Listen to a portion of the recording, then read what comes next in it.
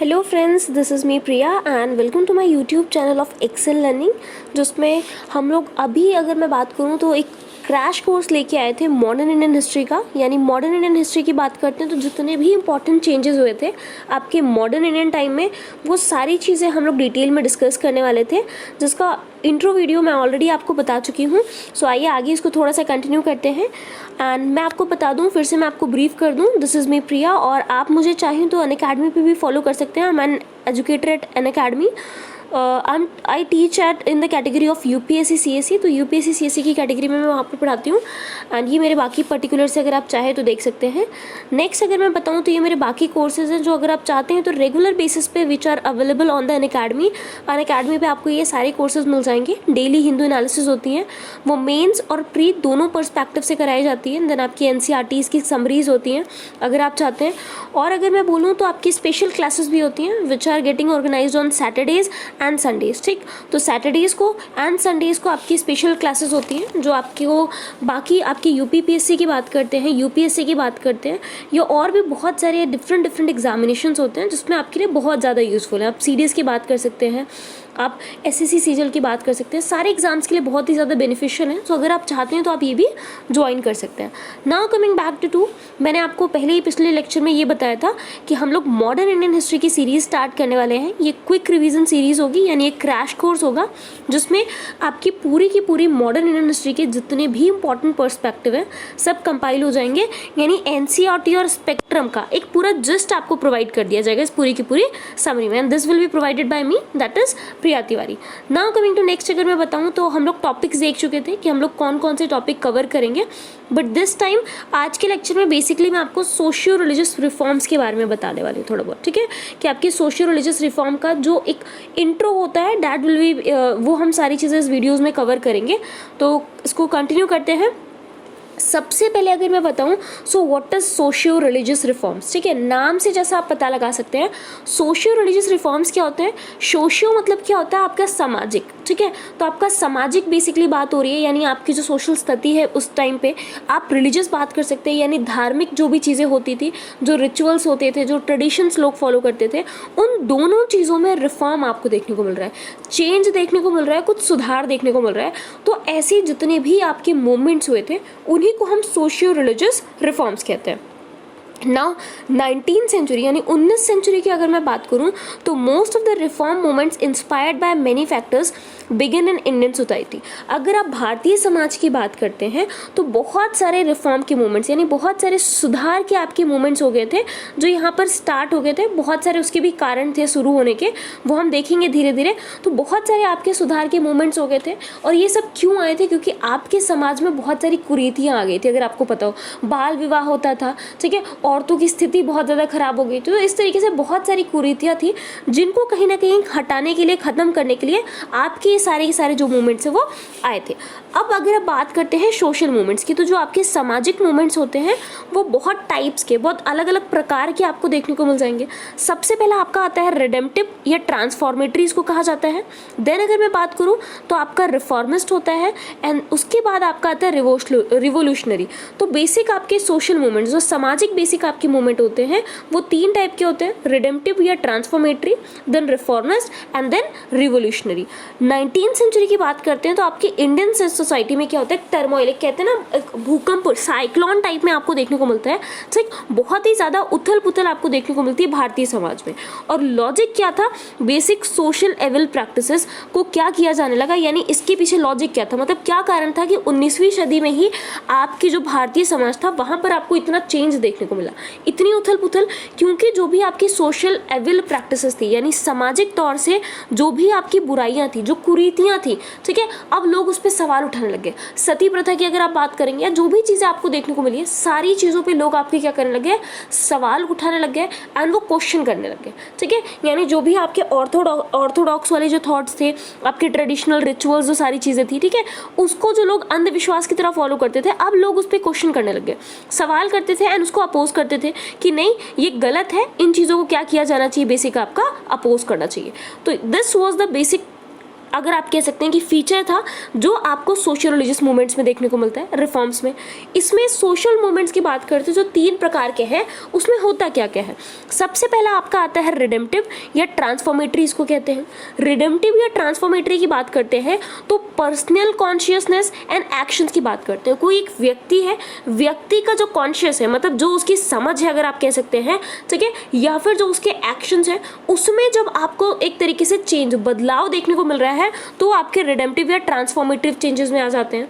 Now दूसरा अगर हम देखेंगे तो आपका रिफॉर्मिस्ट आता है। रिफॉर्मिस्ट का नाम मैंने आपको बताया, रिफॉर्म का मतलब होता है सुधार होना, कोई चीज़ आप अच्छे तरीके से चेंज कर रहे हो, ठीक। तो change an existing social and political arrangement, आपका जो उस टाइम पे जिस भी तरीके से जो भी सामाजिक स्तर था, जो भी सामाजिक सोच थी लोगों की, या राजनीतिक जैसी भी आपकी पूरी की पूरी चीज़ें चलती थी, उन सब में चेंज करके ग्रेजुअल स्टेप्स के थ्रू, यानी धीरे धीरे धीरे धीरे अपने समाज में अपनी राजनीति जो भी उस टाइम पे चल रही थी उसमें आपको सुधार लेके आए, उसी को हम लोग रिफॉर्मिस्ट मूवमेंट बोलते हैं।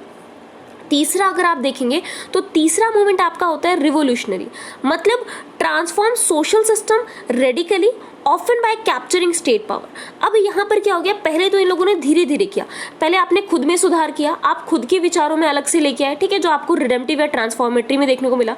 फिर आपने कोशिश किया कि आप सामाजिक और राजनीतिक चीज़ों को चेंज कर सको, उसको कहा गया रिफॉर्मिस्ट।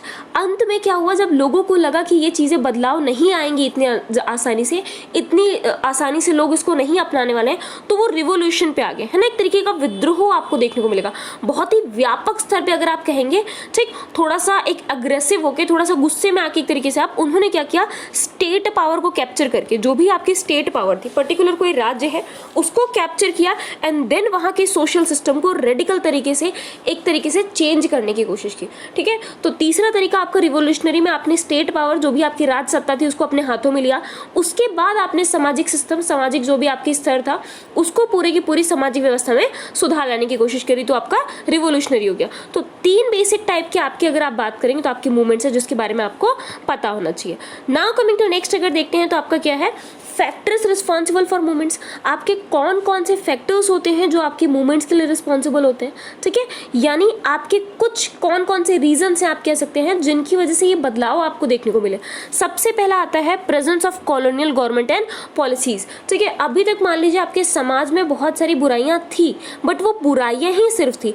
अब उस बुराइयों के ऊपर आपकी कॉलोनियल गवर्नमेंट भी आ गई, यानी ब्रिटिश सरकार का प्रभाव आपको देखने को मिल रहा है। आपकी सरकार, आप स्वतंत्र नहीं है पहली चीज। दूसरा, जो आपके ओल्ड ऑर्थोडॉक्स ट्रेडिशन थे, जो भी आपकी पुरानी रूढ़वादी जो विचार थे, वो भी यहाँ पर पनप रही हैं, तो अब ये थोड़ा ज्यादा मुश्किल हो गया लोगों के लिए सहना। Impact of western culture and principles, अब क्या हो गया, लोगों के सामने जो वेस्टर्न कल्चर था, जो पाश्चात्य सभ्यता थी, है ना, पाश्चात्य मतलब क्या हो गया, जो आपके जहाँ से आए थे, यूके, इंग्लैंड वगैरह की बात करिए, तो वहाँ की सभ्यता पाश्चात्य थी, बहुत मॉडर्न था, तो ये सारी कुरीतियां आपको देखने को नहीं मिलेगी, तो उसका प्रभाव बहुत होने लग गया। यंग एजुकेटेड इंडियंस, अब जो आपके भारतीय थे वो पढ़े लिखे हो गए थे, और वो ज्यादातर अगर आप देखेंगे तो विदेशों से पढ़ के आ रहे थे। जब वो विदेशों से पढ़ के वापस आए तो उन्होंने विदेशों में देखा कि वहाँ का जो सामाजिक स्तर था बहुत ही ऊंचा उठ चुका था, वहाँ पर भी किसी भी तरीके से आपको कोई बुराई नहीं देखने को मिलती है, ठीक। एंड लास्ट आता है आपका एग्जिस्टिंग सोशल लेवल प्रैक्टिसेस। इन सब के कारण जो आपके समाज में जितनी भी कुरीतियां फैली हुई थी वो कुछ ज्यादा ही बढ़ती चली जा रही थी, एंड लोग उसके बारे में उतना ही ज्यादा जागरूक हो जा रहे थे। लोग सवाल करने लगे थे कि अगर ये कुरीतियां हैं तो क्यों है, ठीक। तो इसीलिए बेसिकली ये सारे कारण थे जो आपके मूवमेंट्स के लिए रिस्पॉन्सिबल थे।